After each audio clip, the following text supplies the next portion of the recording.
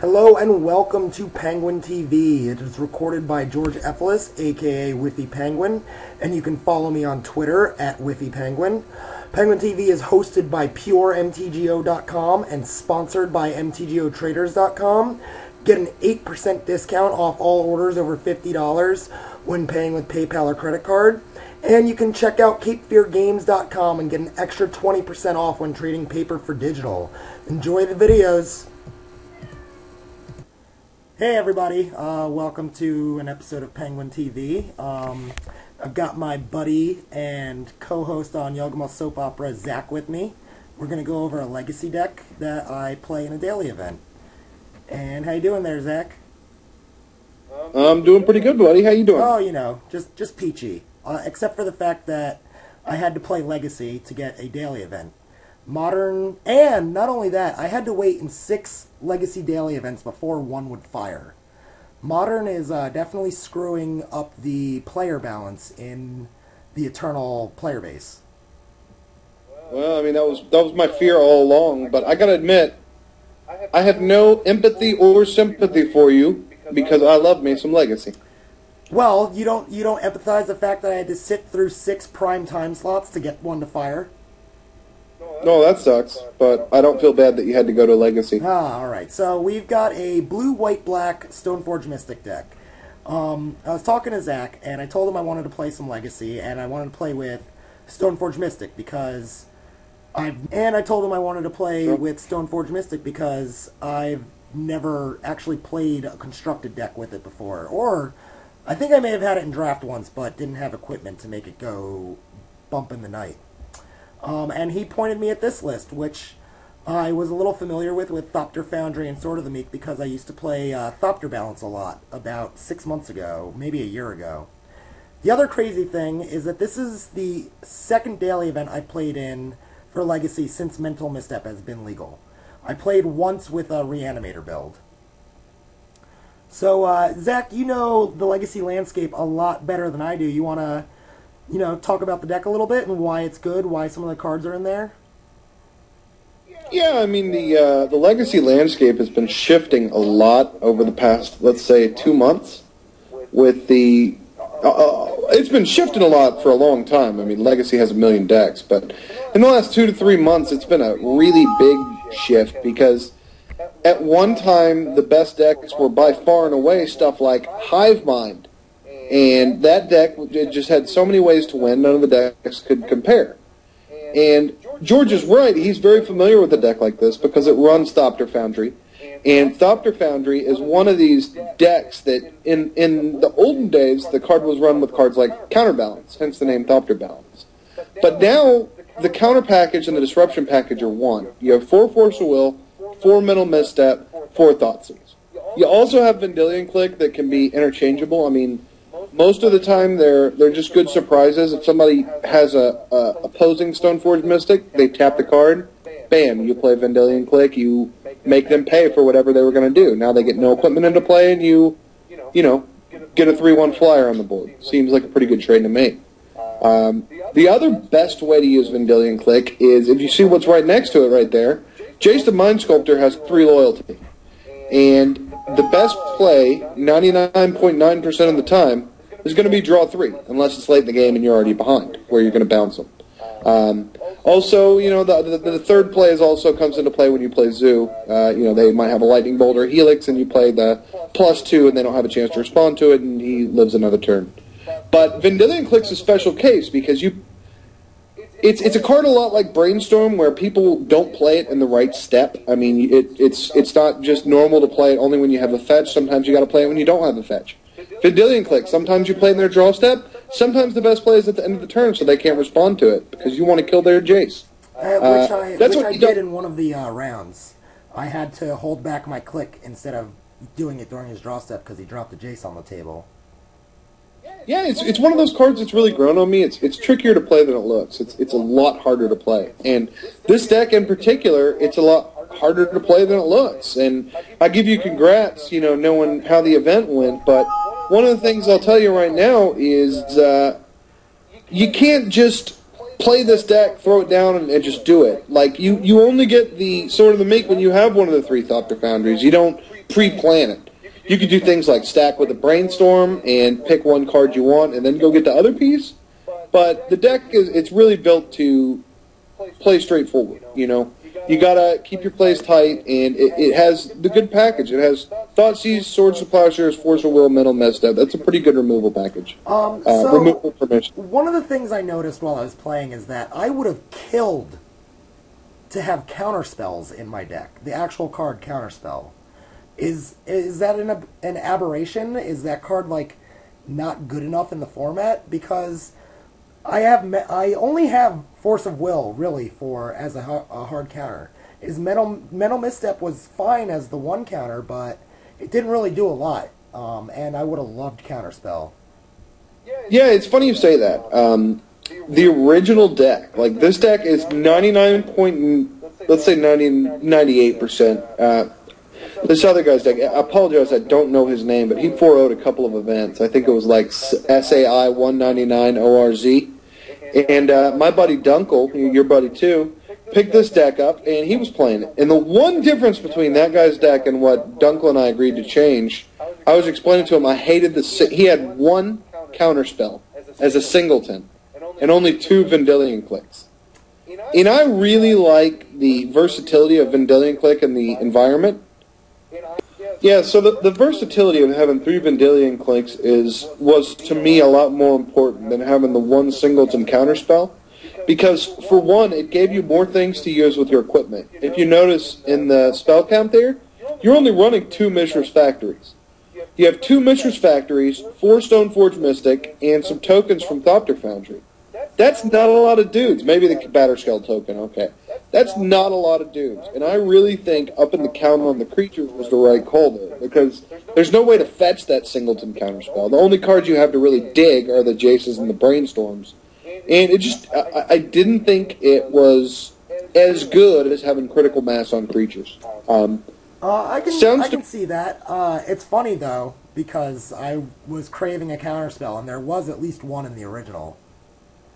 Yeah, there was. There was a singleton counterspell and 2 Vendilion Clicks. And, yeah, I mean, it's definitely up to the discretion of the person who's building the deck, but for me that felt... You know, the main thing is, it sounds to me like you're old school Thopter Balance player, and Thopter Balance had a lot of counterspells. Between the counterbalance itself, stuff like Spell Snare before Mental Misstep was around, it was very control-oriented. Yep. And this deck is a lot more tempo control, I would say. You want to resolve your own Stoneforge. If they resolve theirs first, your playstyle becomes much different, because then you have to use your Vendilion Clicks optimally. You can't just throw your cards down and let them do whatever they want. You wait for them to tap, play your card, keep your counterspells. The big thing about this deck is you really do have to keep your counterspells. Not a lot of decks play discard right now. Some do, but not very many. And for me with this deck, it's always pretty important to hold on to those Force of Wills until there's something like... My main thing I counter with that spell is always Natural Order. I hate Natural Order. Yeah, Natural Order seems like an auto-win if you're in pre-board. Yeah, and that really, to play against that deck, that's how I play it. I play Vendilion Click the turn before they have NATO mana. Every time.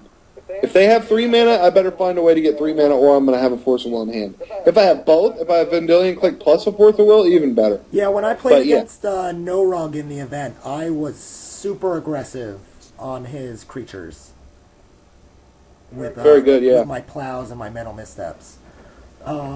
So yeah, I don't know. What is it? Just me, or is it normal to sideboard out 2 of the Foundries in like every single match? You know, I don't sideboard the Foundries out too much unless I think they have a lot of artifact hate, because No Rug itself does, and I think it's a great strategy for that kind of a deck. I also like cards like Baneslayer Angel and Gideon Jura against those guys, not to mention Perish and Smother and Wrath of Gods. But a lot of the times, against some decks, those artifacts will just dominate. Like, if you do happen to go against Affinity, Thopter Foundries are amazing. Against No Rug, yeah, I'd probably side them out just because they have such a tendency to bring in Ancient Grudge and a lot of artifact hate, like I was saying, Grip. Sometimes I've cited all three and the Sword of the Meek out and just kept the Batterskull Jitty for the package. All right. Yeah, I sideboarded most of the time when I was sideboarding. I was bringing in about 4 cards and taking out, for the most part, universally 1 Click, 1 Jace, and 2 Foundries. I feel like the main deck is so tight. Are there other cards that are more easy to sideboard out? Everything else seems like it needed a 4 of. Yeah, typically what I'll do, even though I love Jace and I talk about him in every social media I'm on, I would side out 2 Jaces and 0 clicks just because they beat opposing Jaces and they get rid of natural orders, which is your number one scary thing in that matchup. Jace can't do anything against a Progenitus, but a Vidillion can do something to prevent it. So that's kind of like my outlook on that. I would keep 1 for the Miser's copy, but yeah, I mean, I'm happy that you told me you beat the No Rug, because that, it seems to me, is one of the worst matchups for this deck, if that makes sense. You have some cards that are good against them, but I mean, they're scary. So, yeah, he I got think me this in game deck... 1, but I pretty much just controlled the entire flow of the rest of the match. I did lose to Merfolk, which I figured is probably a terrible matchup. Oh, yeah. I mean, Merfolk definitely can be a terrible matchup. And some of the cards in this deck, though, it's funny, those two decks play the same card that scares me. And the one thing that scares me playing this deck, if you look at the sideboard, all the cards that really tilt things amazingly in your favor are 4 to 5 mana. Yep. You have the 2 Baneslayers, the Gideon, and the 2 Wrath of Gods. And Daze, to me, is one of the scariest cards because you can't play around it with that stuff. If you need to play a Wrath of God turn 4, there's no way around it. You need to play that Wrath of God turn 4. Yep. You know what I'm saying? And, I mean, I sideboarded in the Gideon Jura against the Merfolk, and Game 3 went pretty deep. I don't know if Gideon Jura came up in Game 2 or Game 3, but he would have been pretty good if I had had 2 white mana. Definitely. Yeah, he's a good little dude. Definitely, against Merfolk, it would be Gideon Jura, Smother, the 2 Wrath of Gods. Probably that would be almost it. Yeah, I mean, they don't have a lot of other things that are going for them. No Rug, I'd bring in Wrath of Gods, Smother, Perish, Gideon Jura again. I like it there. And the 2 Baneslayers. The Extirpates are kind of if you think they're going to be running the Ancient Grudges. If you think they are, I think those are perfectly viable. Not to mention your... See, I would rather just sideboard out the artifacts than sideboard in Extirpates to fight artifact hate. Oh, yeah, it's totally fair. And like I was saying, if I'm going to side out the artifacts anywhere, it's going to be probably in that no-rug matchup because they have Grip and Ancient Grudge, so it's a scary thing. So the Menriki Gusari was awesome. I blew up a Batterskull with it. That thing is tech. It's so funny, and it's really hilarious when you put it on your little Vendilion click and turn them into 4/3 beaters, 5 turn. The rest of the sideboard looks pretty self-explanatory. Disenchant is for the Stoneforge Mystic decks. The Spell Bomb and the Relic, I guess, are for Dredge. Is Dredge not really a problem for this deck? I feel like Dredge would beat it all the time.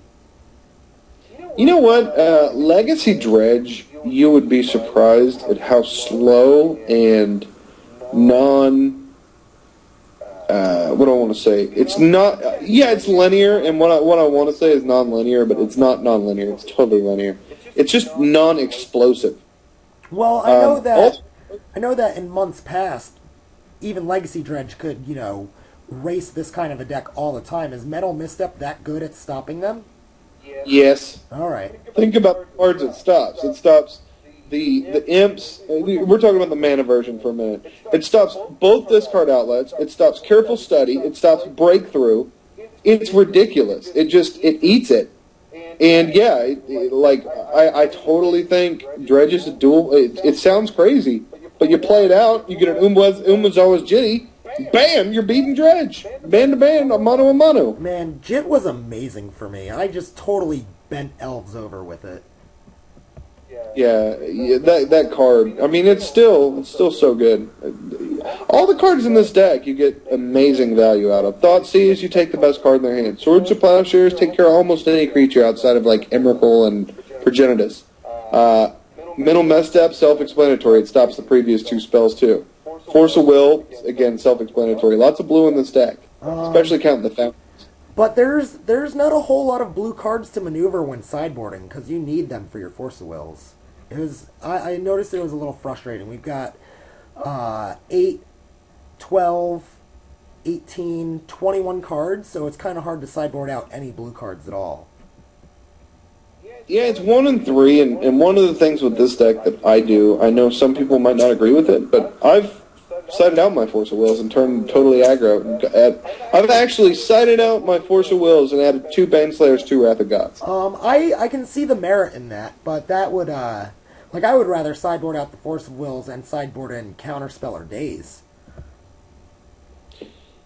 Yeah, I don't know, man. I don't think this deck really plays like that. This deck's not afraid to tap out turn 2 for Stoneforge Mystic and just see what happens.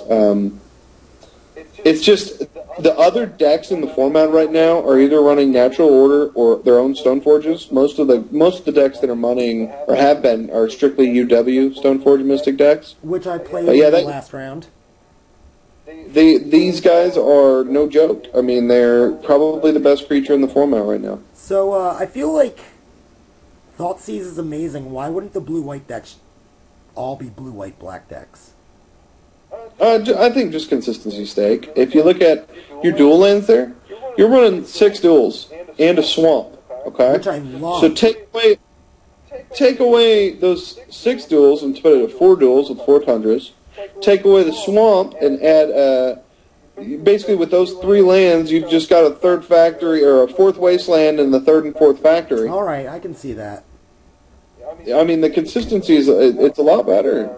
It's not readily apparent because you don't necessarily need black with this deck outside of Thoughtseize. I mean, look at it. No, although the sideboard Perish and Smother were great.